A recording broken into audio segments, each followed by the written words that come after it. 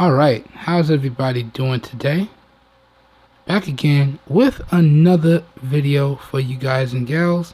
And real quickly, I just wanted to show y'all my iPhone 6s Plus setup. So I showed y'all in the unboxing and first impressions what the available storage was directly after I went through the initial setup, and I installed like 4 apps. Now I have the device completely set up exactly the way I want it. So let me show you what it looks like, and I do have it in the case full time. So y'all can see it is in the case, and man, it looks good. It looks real good. Anyways, let's take a look at the setup.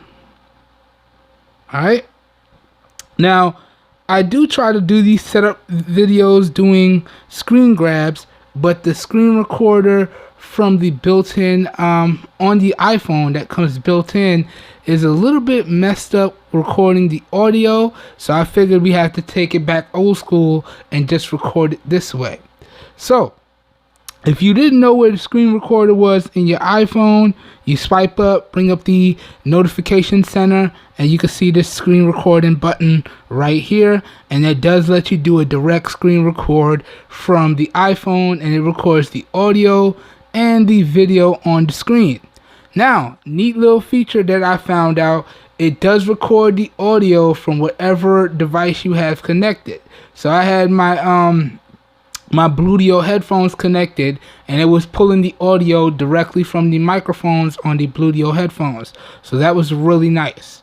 But as I said, I decided to do it this way because the audio was slightly off no matter what I did to it. So figure we'll just do it this way. But this is how I have my notification center or quick center set up. So these are all of the toggles that I set up here, and all of this is customizable within the settings. All right, so swipe that down.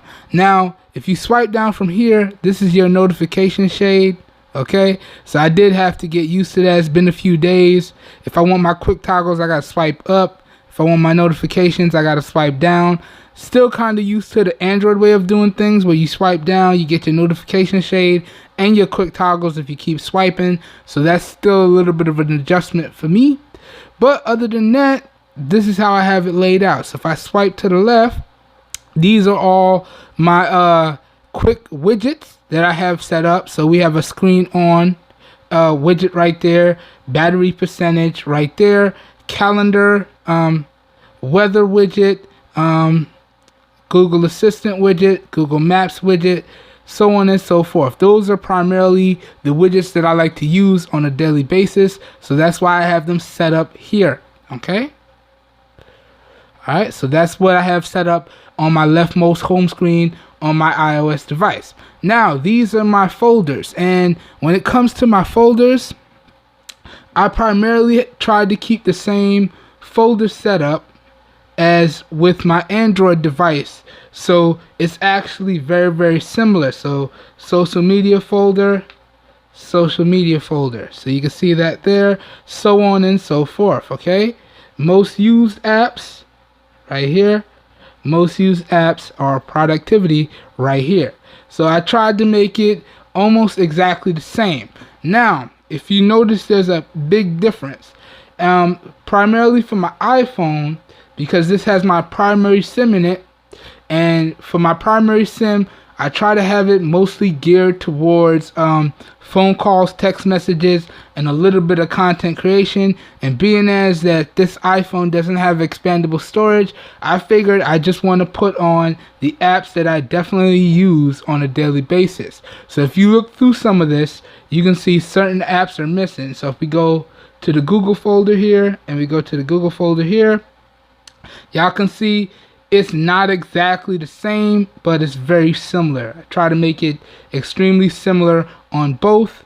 Same thing for my my music apps here. If we pull this up on my Android device, you can see I have my fitness apps and my music apps and my podcasting apps all in one folder.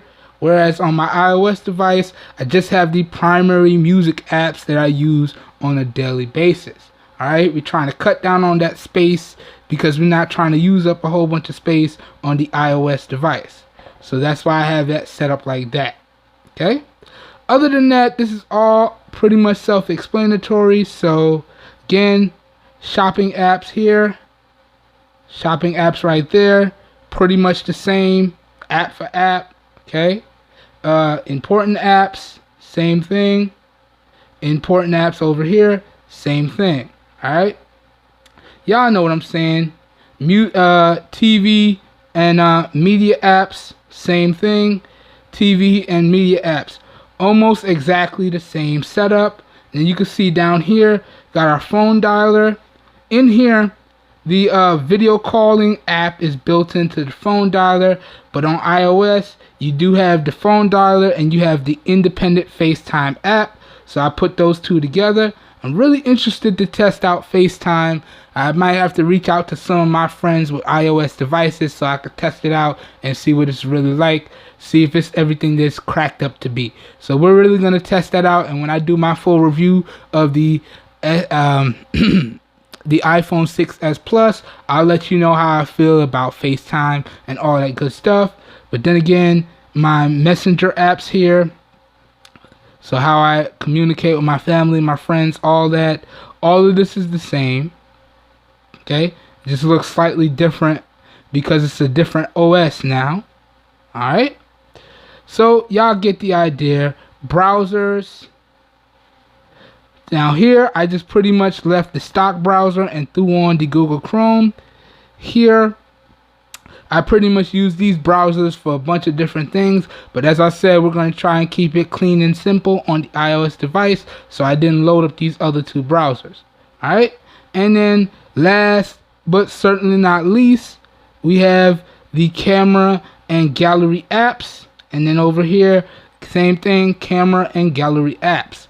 I use Google Photos because it allows me to have cloud photo albums. All right, so when I'm doing testing for my devices that I'm doing videos on, I could do albums for specific things. So like battery stats, I have a specific album for that.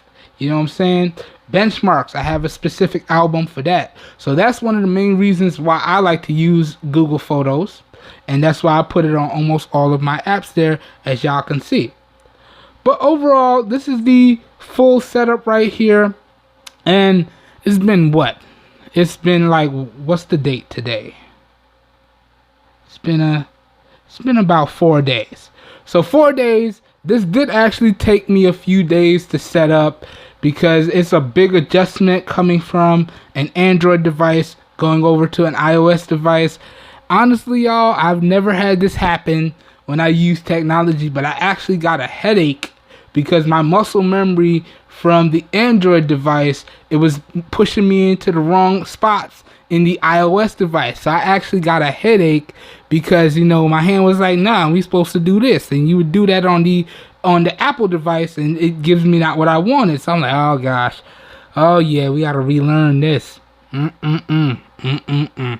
But yeah, I got it all set up. It was a struggle, but I got it all set up, and y'all can see it's basically set up the same. So Huawei Health for my smart band, Google Assistant, and then right here, all the stock apps that came on the device that I don't actually use, I folded up and put them right here just to keep them out of the way. Alright, so yeah, speed test, Apple Store, contacts, weather, y'all get the idea. But that being said, this is my setup, but I do want to throw in one gripe that I dislike already about the iOS devices, and that is with the keyboard, right? So if we go in, let's say we pull up Google Chrome. Now I don't have anything on right now because I don't want to get flooded with a whole bunch of notifications, so I got it in airplane mode. But let's say I go in and I pull up the keyboard, right? Now this is the iOS keyboard, right? Cool. Now if I pull up the Google keyboard here, y'all gonna see a kind of small difference, but it makes a big difference in day-to-day usage, right? Now here's the Google keyboard. You see I have this laid out. I have my number row, and I got my quick copy and paste quick translate, shortcut to my copy and paste board, my GIF maker, this quick shortcut to other applications that I could use, and then the microphone, right? Well, over here on the iOS device, I can't get that number row, so that's kind of weird. And even though the iOS device does support third-party keyboards, if I jump over to Gboard here, it's not the same, right? And I already went in here and I tried to configure this so I get my number row and all of that. No. All I get is the quick press shortcuts for the number row. So it's kind of, it's like head scratching. Especially because I do a lot of emails, a lot of text messages. I browse a lot of websites. So I really need the keyboard to be laid out exactly the way I want it. And that's one big gripe that I'm seeing with the iOS devices that I'm not really liking. But there is a positive that I've noticed with iOS so far, and that is the microphone supported on the device. Man, sorry Google, y'all definitely taking L's on this one, okay? Now, granted, I know that on Android, it's a lot of tons of different hardware, and then you just slap Android on top with the customizable skin. So I do have to say this, in terms of the overall microphone and text-to-speech, Apple is definitely getting the win right there. When we talk about the text-to-speech, Google text-to-speech has nothing on Apple's text-to-speech. And I was very shocked to see that, especially considering how Google is touted for their software and all their little software tricks. And guys, I haven't really been using these full time, you know. I've been testing out the S7 Active, and then when the S7 Active is on the charger, that's when I get to play around with these devices, right? So it's only been roughly about a week playing around with this one, and about 4 days playing around with this one, because this one has gotten a little bit heavier use because my main sim is actually in here. And for me to notice such a big difference between the speech-to-text performance, it's like, wow. And that almost makes it okay for the fact that I can't get the keyboard layout on iOS the same as I wanted on Android, because the speech-to-text on iOS is really just so good. So good. Okay?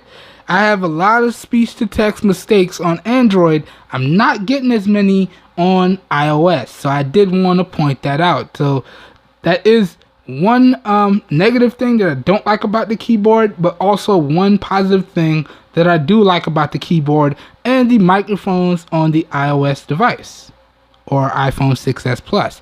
So all in all, I just wanted to let y'all see my setup here and let y'all know, you know, a little bit more extended first impressions with the iPhone 6s Plus. Alright, I hope you guys and gals enjoyed this video. I hope I didn't make it too long, but I hope everyone has a great day, and I will catch you guys and gals in my next video. Peace, everyone.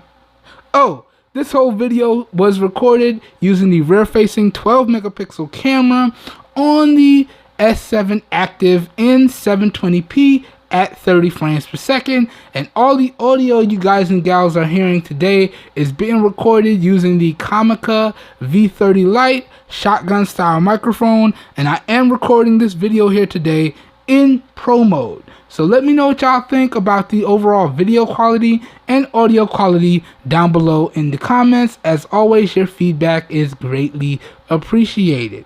Alright, now I hope everyone has a great day, and I'll catch y'all in my next video. Peace, everyone. Perfect.